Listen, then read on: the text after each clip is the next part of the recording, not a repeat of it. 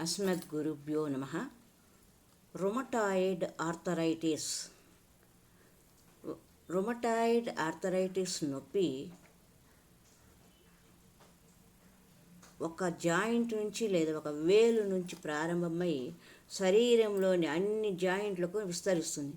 జాయింట్లలో నొప్పి, వాపు, కీళ్ళు బిగుసుకుపోవడం వంటి లక్షణాలు కనిపిస్తాయి.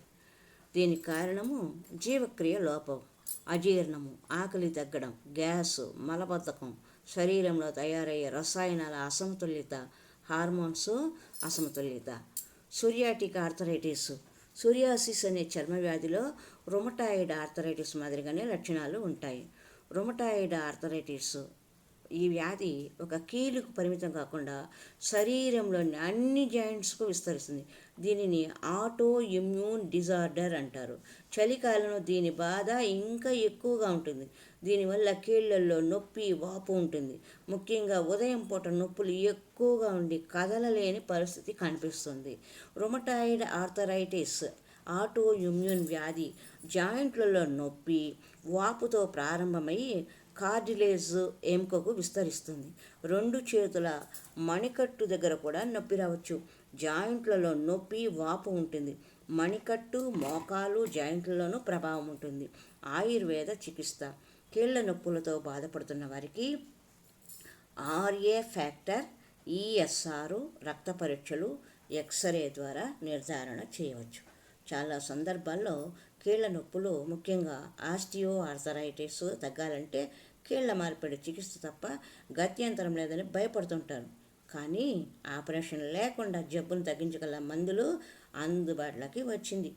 అత్యాధునిక ఆయుర్వేద వైద్యము, ఆధునిక ఆయుర్వేద మందులు ఇన్ఫెక్షన్లు వంటి టాక్సిన్స్ను బయటకు పంపించి వాపును తగ్గిస్తాయి.